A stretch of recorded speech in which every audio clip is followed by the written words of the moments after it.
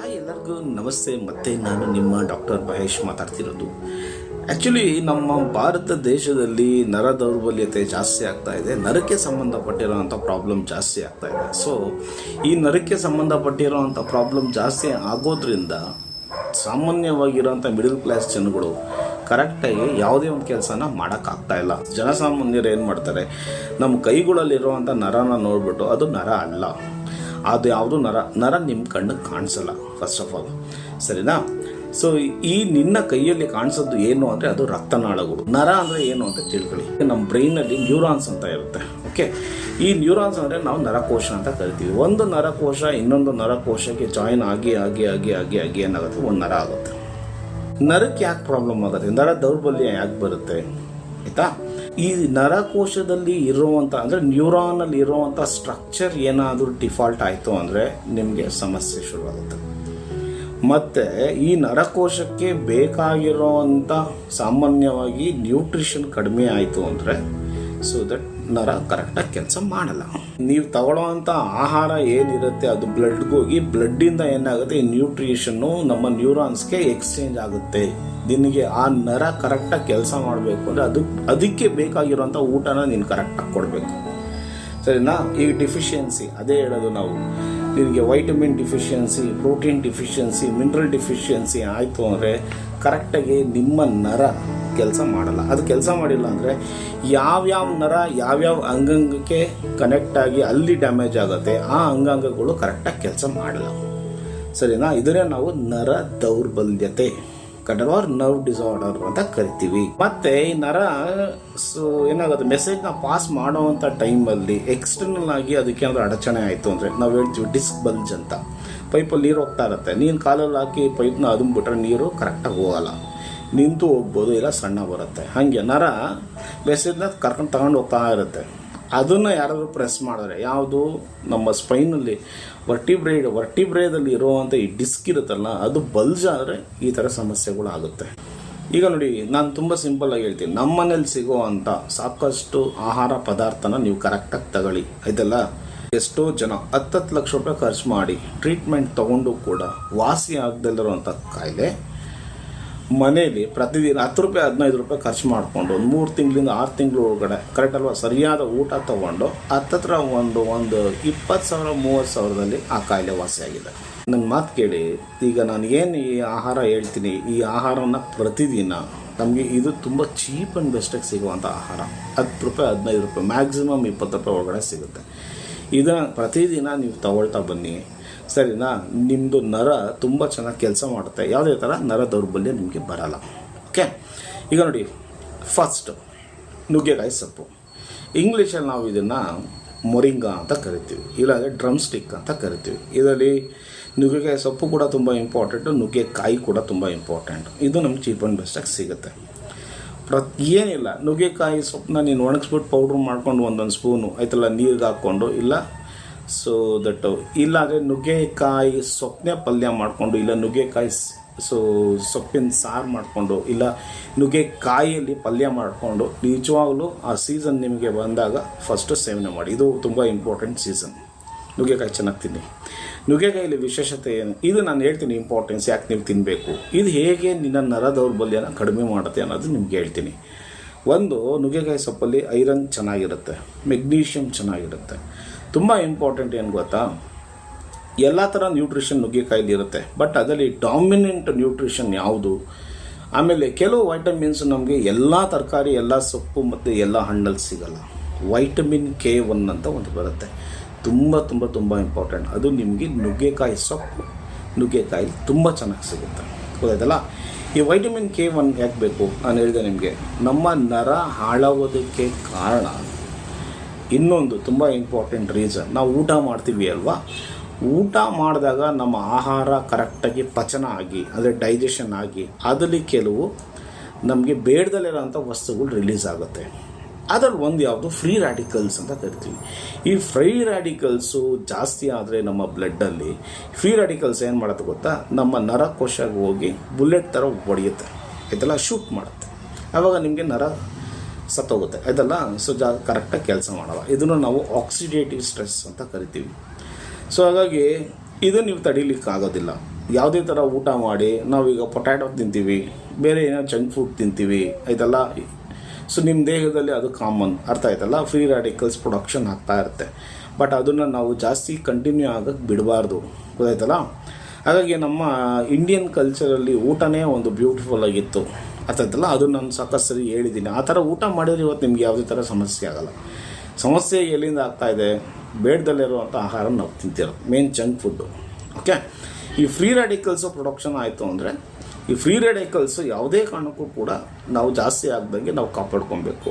ಆ free ರ್ಯಾಡಿಕಲ್ಸ್ನ so that ನಲ್ಲಿಫೈ ಅಂದರೆ neutralise ಮಾಡೋದು ವೈಟಮಿನ್ ಕೆ.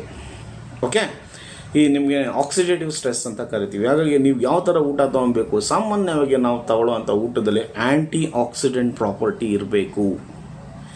ಈ ಆ್ಯಂಟಿ ಆಕ್ಸಿಡೆಂಟ್ಸ್ ಏನು ಮಾಡುತ್ತೆ, ನಮ್ಮ ಫ್ರೀ ರ್ಯಾಡಿಕಲ್ಸ್ನ ನ್ಯೂಟ್ರಲೈಸ್ ಮಾಡುತ್ತೆ. ಫ್ರೀ ರ್ಯಾಡಿಕಲ್ಸ್ ಕಡಿಮೆ ಆಯಿತು ಅಂದರೆ, ಈ ಬುಲೆಟ್ಗಳಿವು ಇದು ಕಡಿಮೆ ಆಯಿತು ಅಂದರೆ ನಮ್ಮ ನ್ಯೂರಾನ್ಸ್ಗೆ ಅಂದರೆ ನಮ್ಮ ನರಕೋಶ ಡ್ಯಾಮೇಜ್ ಆಗೋದು ಕಡಿಮೆ ಆಗುತ್ತೆ, ಆಯಿತಾ. ಹಾಗಾಗಿ ನೀವು ನುಗ್ಗೆ ಯಾಕೆ ಸರ್ ಅದನ್ನೇ ಬಿಕಾಸ್ ನಿಮಗೆ ಬೇರೆ ಆಹಾರದಲ್ಲಿ, ಬೇರೆ ಸೊಪ್ಪಲ್ಲಿ ವೈಟಮಿನ್ ಕೆ ಸಿಗೋದು ಕಡಿಮೆ. ಇನ್ನೊಂದು ಐರನ್ ರಿಚ್ಚು, ಹೆಣ್ಮಕ್ಳಿಗೆ ಮೆನ್ಸ್ಟ್ರಲ್ ಸೈಕಲ್ ಇದ್ದಾಗ ಐರನ್ನ ಕಾಂಪನ್ಸೇಟ್ ಮಾಡ್ಕೊಬೇಕು. ಸ್ಪೈನಾಚು ಮತ್ತು ಈ ನುಗ್ಗೆಕಾಯಿ ಸೊಪ್ಪು ಚೆನ್ನಾಗಿ ತಿನ್ನಿ. ತುಂಬ ಇನ್ನೊಂದು ಇಂಪಾರ್ಟೆಂಟ್ ಮೆಗ್ನೀಷಿಯಮ್ ನಮಗೆ ಬೇಕು. ಇದು ಕೂಡ ನಮಗೆ ಯಥೇಚ್ಛವಾಗಿ ನುಗ್ಗೆಕಾಯಿ ಸೊಪ್ಪಲ್ಲಿ ಸಿಗುತ್ತೆ. ಮೆಗ್ನೀಷಿಯಮ್ ನಿಮಗೆ ಕರೆಕ್ಟಾಗಿತ್ತು ಅಂದರೆ ಒಳ್ಳೆ ನಿದ್ದೆ ಬರುತ್ತೆ, ಮೋಷನ್ ಕರೆಕ್ಟಾಗಿ ಆಗುತ್ತೆ, ಬ್ಲಡ್ ಸರ್ಕ್ಯುಲೇಷನ್ ಕರೆಕ್ಟಾಗಿ ಆಗುತ್ತೆ, ಸೆಕ್ಷುವಲ್ ಹೆಲ್ತ್ ಚೆನ್ನಾಗಿರುತ್ತೆ. ಓಕೆ, ಸೊ ಆಮೇಲೆ ನಿಮಗೆ ತಲೆ ಹಿಡ್ಕೊಳ್ಳೋದು, ತಲೆನೋವು ಈ ಥರ ಯಾವುದೂ ಆಗೋಲ್ಲ, ಸರಿನಾ. ಮೆಗ್ನೀಷಿಯಮ್ ನಮಗೆ ಇಂಪಾರ್ಟೆಂಟ್. ಹಾಗಾಗಿ ನುಗ್ಗೆಕಾಯಿ ಸೊಪ್ಪು ಈಸಿಯಾಗಿ ಸಿಗುತ್ತೆ.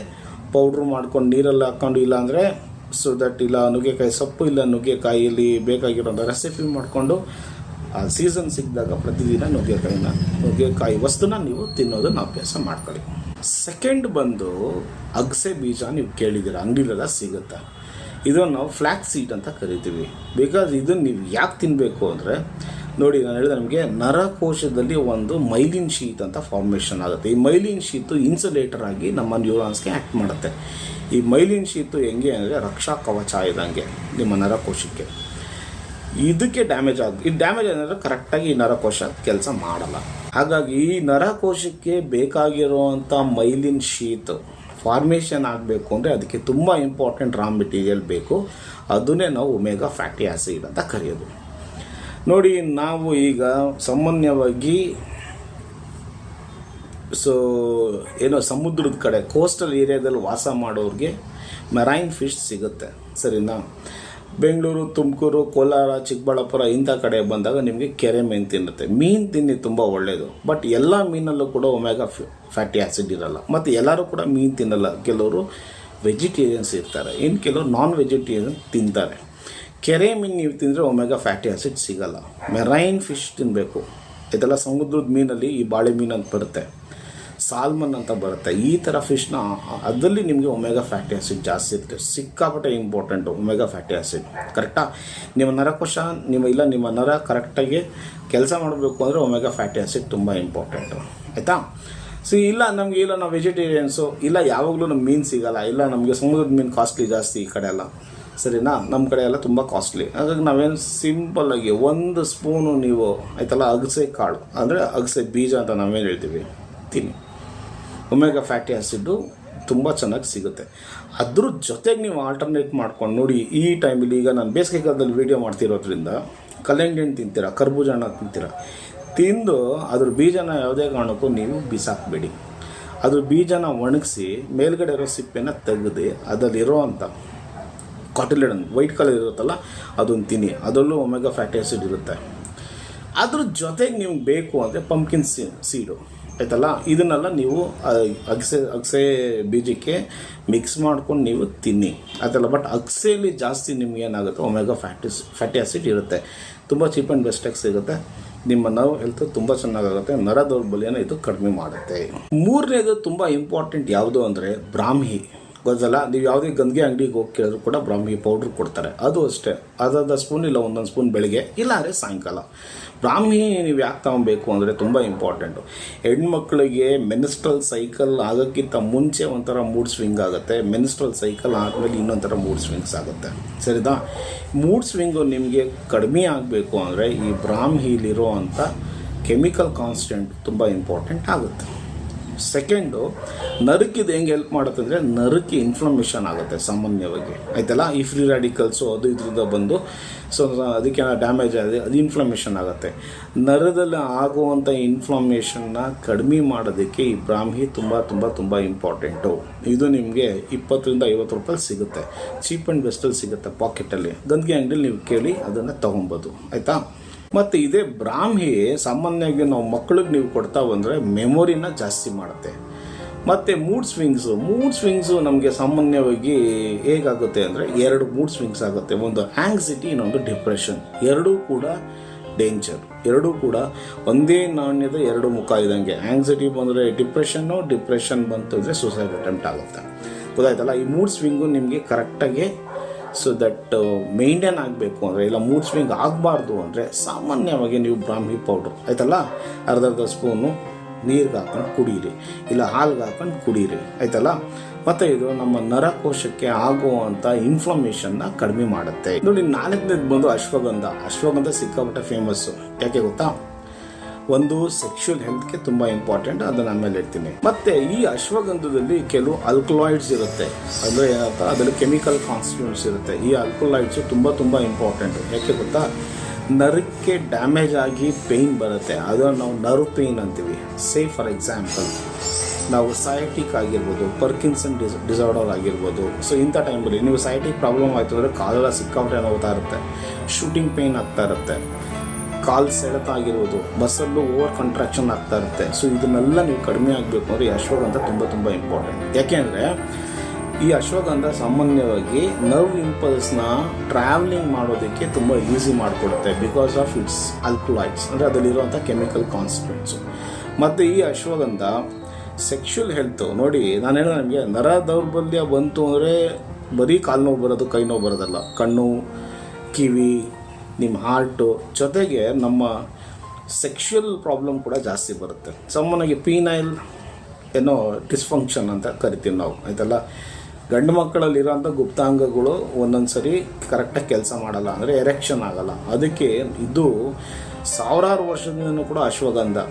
ಯಾಕೆ ಗಂಡು ಮಕ್ಕಳಲ್ಲಿ ಆಯ್ತಲ್ಲ ಈ ಸೆಕ್ಷುವಲ್ ಪ್ರಾಬ್ಲಮ್ ಬರುತ್ತೆ ಅಂದರೆ, ಗಂಡು ಮಕ್ಕಳಲ್ಲಿ ಇರುವಂಥ ಪೀನಿಸು ಕರೆಕ್ಟಾಗಿ ಎರೆಕ್ಷನ್ ಆಗಬೇಕು ಅಂದರೆ ನರ್ವ್ ಕಂಡಕ್ಷನ್ ಕರೆಕ್ಟಾಗಿ ಆಗಬೇಕು, ಮತ್ತು ಬ್ಲಡ್ ಸರ್ಕ್ಯುಲೇಷನ್ ಕರೆಕ್ಟಾಗಿ ಆಗಬೇಕು. ಬ್ಲಡ್ ಸರ್ಕ್ಯುಲೇಷನ್ ಚೆನ್ನಾಗಾಯಿತು ಅಂದರೆ ನರ್ವ್ ಕಂಡಕ್ಷನ್ ಚೆನ್ನಾಗಾಗುತ್ತೆ. ನರ್ವ್ ಕಂಡಕ್ಷನ್ ಆಯಿತು ಅಂದರೆ ಪೀನಿಸಲ್ಲಿರುವಂಥ ಮಸಲ್ಲು ಕರೆಕ್ಟಾಗಿ ಕಾಂಟ್ರಾಕ್ಟ್ ಆಗುತ್ತೆ, ಆವಾಗ ಎರೆಕ್ಷನ್ ಆಗುತ್ತೆ. ನೋಡಿ, ಇಷ್ಟೆಲ್ಲ ಇಂಪಾರ್ಟೆಂಟ್ ವಿಷಯ ಆಗಿನ ಕಾಲದಲ್ಲಿ ಸಾವಿರಾರು ವರ್ಷಗಳ ಹಿಂದೆಯೇ ನಮ್ಮ ಋಷಿಮುನಿಗಳು ಈ ಅಶ್ವಗಂಧನ ಯಾರಿಗೆ ಸೆಕ್ಷುವಲ್ ಪ್ರಾಬ್ಲಮ್ ಇರುತ್ತೆ, ಎಸ್ಪೆಷಲಿ ಗಂಡು ಮಕ್ಕಳಿಗೆ ಅಶ್ವಗಂಧನ ತಿನ್ನೋದಕ್ಕೆ. ನೋಡಿ, ಮತ್ತೆ ನಾನು 5ನೇದು ಹೇಳ್ತಿದ್ದೆ, ಇದು ಸಿಕ್ಕಾಪಟ್ಟೆ ಚೀಪ್ ಆ್ಯಂಡ್ ಬೆಸ್ಟು, ಮನೇಲೇ ಇರುತ್ತೆ. ಅದು ಅರಿಶಿನ, ಟರ್ಮರಿಕ್ ಅಂತ ಕರಿತೀವಿ. ಅರಿಶಿನ ಏನಕ್ಕೆ ಫೇಮಸ್ಸು ಅಂದರೆ ಆ್ಯಂಟಿ ಕ್ಯಾನ್ಸರ್, ಗೊತ್ತಲ್ಲ. ಯಾವುದೇ ಥರ ಕಾರ್ಸಿನೋಜೆನಿಕ್ ಪ್ರಾಬ್ಲಮ್ ಇತ್ತು ಅಂದರೆ, ಯಾವುದೇ ಥರ ಕ್ಯಾನ್ಸರ್ ಕೂಡ ಬಂದರೆ, ಸೊ ದಟ್ ಈ ಕ್ಯಾನ್ಸರ್ನ ತಡೆಯೋದ್ರಲ್ಲಿ ಅರಿಶಿನ ತುಂಬಾ ಇಂಪಾರ್ಟೆಂಟ್. ನೀವು ಚಿತ್ರಾನ್ನಕ್ಕೆ ಹಾಕೊಬೇಕಾದ್ರೆ ಒಂದು ಸ್ವಲ್ಪ ಅರಿಶಿನ ಪೌಡ್ರು, ಇಲ್ಲ ಪಲಾವ್ ಹಾಕ್ಬೇಕಾದ್ರು ಹಾಕೊತಾರೆ, ಸರಿನಾ. ನೀವು ಟೊಮೆಟೊ ಬಾತ್ ಮಾಡಬೇಕಾದ್ರು ಹಾಕೊಬೋದು, ಇಲ್ಲ ಅಂದರೆ ನೀವು ಚಿಕನ್ ಮಾಡ್ತೀರ ಅಂದರೆ ಅದಕ್ಕೂ ಕೂಡ ಅರಿಶಿನ ಹಾಕ್ಕೊತೀವಿ. ಈ ಅರಿಶಿನ ನಾವು ಹಾಕ್ಕೊಳ್ಳೋ ಅಂಥದ್ದು ಸೊ ದಟ್ ಸಾವಿರಾರು ವರ್ಷದಿಂದ ನಮ್ಗೆ ರೂಢಿಲಿ ಬಂದುಬಿಡುತ್ತೆ. ಹಾಗಾಗಿ ಕ್ಯಾನ್ಸರ್ ತುಂಬ ಚೆನ್ನಾಗಿ ಅವಾಯ್ಡ್ ಮಾಡುತ್ತೆ. ಈಗ ಬ್ರೈನ್ಗೆ ಮೆನಂಜೈಟಿಸ್ ಅಂತ ಆಗುತ್ತೆ ಕಾಯಿಲೆ, ಓಕೆ. ಈ ಮೆನಂಜೈಟಿಸ್ ಆದಾಗ ಇದು ಕೂಡ ಒಂದು ಬ್ಯಾಕ್ಟೀರಿಯಾಯಿಂದ. ಸೊ ನೀವು ಅರಿಶಿನ ಯೂಸ್ ಮಾಡೋದ್ರಿಂದ ಈ ಥರ ಬ್ಯಾಕ್ಟೀರಿಯಾಗಳು ಸಾಯುವಂಥ ಚಾನ್ಸಸ್ ಇರುತ್ತೆ, ಸರಿನಾ. ಅರಿಶಿನ ನಮಗೆ ಇನ್ಫ್ಲಮೇಷನ್ನ ಕಡಿಮೆ ಮಾಡುತ್ತೆ, ಮತ್ತು ಐಟಿಸ್ ಬರುತ್ತಲ್ಲ, ಸೊ ಈ ಕಾಯಿಲೆಗಳ್ನು ಕೂಡ ಸೊ ದಟ್ ರಿಲೀವ್ ಮಾಡುತ್ತೆ. ಹಾಗಾಗಿ ಅರಿಶಿನ ತುಂಬ ಚೀಪ್ ಆ್ಯಂಡ್ ಬೆಸ್ಟು. ಅದನ್ನು ಕೂಡ ನೀವು ದಿನ ಏನು ಅಡುಗೆ ಮಾಡ್ತೀರಾ ಅದಕ್ಕೆ ಬಳಕೆ ಮಾಡ್ಕೊಳ್ಳಿ. ಬೆಳ್ಳುಳ್ಳಿ ಅಂತ ಕರಿತೀವಿ. ಗಾರ್ಲಿಕ್ಕಲ್ಲಿ ಆ್ಯಂಟಿ ಅಥಿರೋಸ್ಕ್ಲೆರೋಟಿಕ್ ಪ್ರಾಪರ್ಟಿ ಇರುತ್ತೆ.